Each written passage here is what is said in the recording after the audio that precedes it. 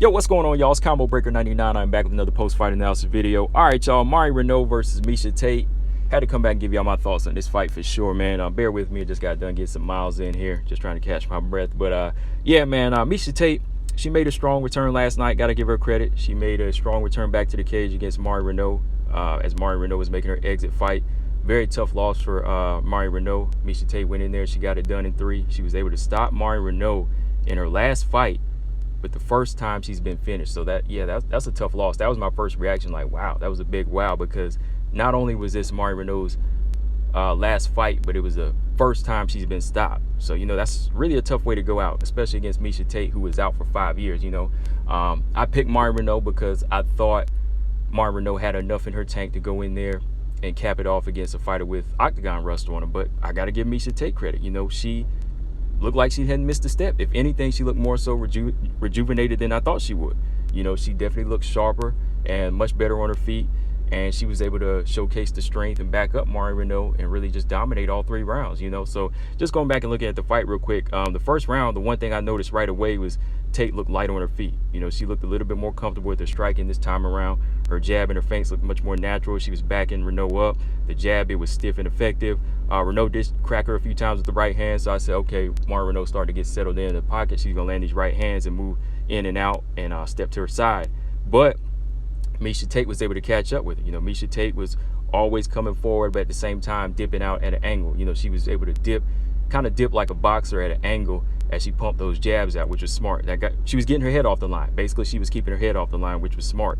Whenever she would pump her jabs out and come forward, Reneau would shield up, and that's how she would control those exchanges. She would control the exchanges that way, and then she would pin Reneau to the cage and land some good knees to the body. Then that last minute, Tate, she landed a couple big right hands on Reneau, then got the takedown and passed the guard so smoothly and just smothered Reneau for the remainder of the round. And I was like, okay, now Tate is setting that pace. I think Tate knew when she set that pace as far as just backing her up and she could get that reaction out of her when she was shielded up. She knew that she could pretty much land strikes or take her to the mat. The second round, Reneau, she was using some nice lateral movement, but she really wasn't following up with the right hands like she was before. Like even against the Macy Chiasson in that fight, she was able to land some nice right hands and dip out.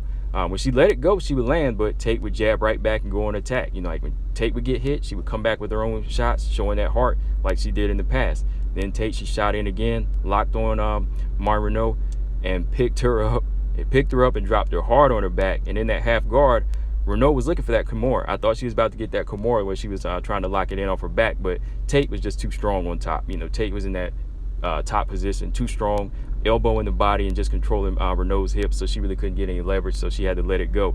Tate just did a good job of avoiding the up kicks as well when she stood up, going right back in, passing the guard, getting back in, dominating the top position, grinding, heavy ground and pound, just busting Reneau up. So at this point, Reneau was bleeding from the nose. Last round, Tate back into that groove. She was really looking sharper now. She was backing Reneau up, looking for the finish, letting heavy strikes go.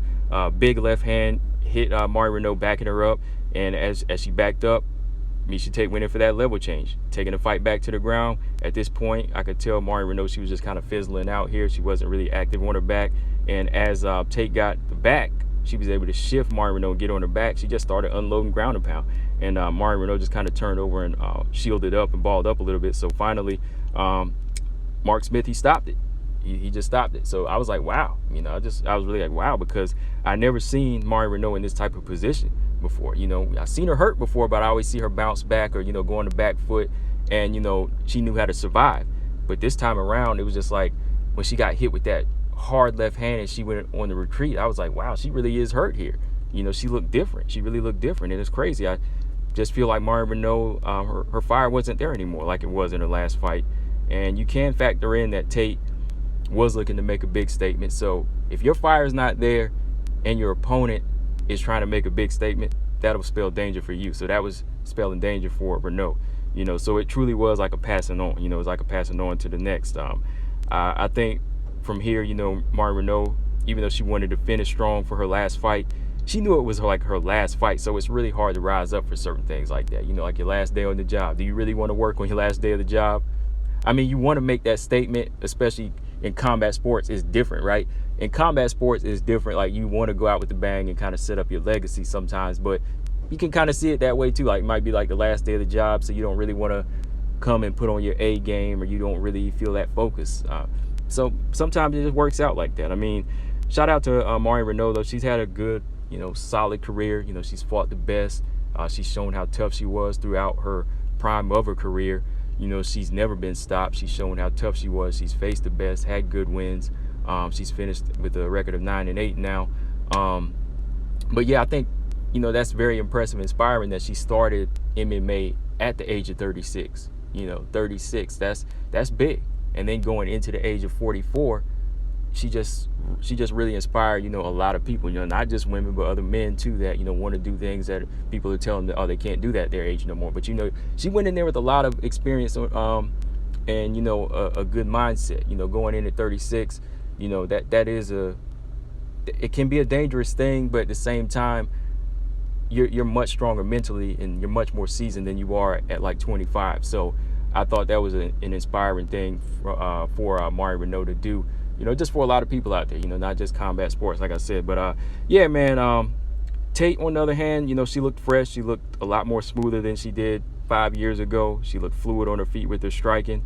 And I think that time off really, really did help her, especially when you compare it to when she was fighting consistently at a young age. Like, say when she was taking a bunch of fights at 28, 29, yes, she was younger, but she was also taking a lot of damage, so when she took that 5 years off, that was a good time for her to recover, because those are still her prime years. The body can still recover fast, from your late 20s to your early 30s. So it was smart for her to take that time off, and I think it was more so a benefit to her. It was definitely beneficial to her. Now, how Tate will look against some of the top bantamweights, I don't know yet. I don't know, because even though we say the bantamweight division is a dried up division, there's still some girls out there that give Tate work.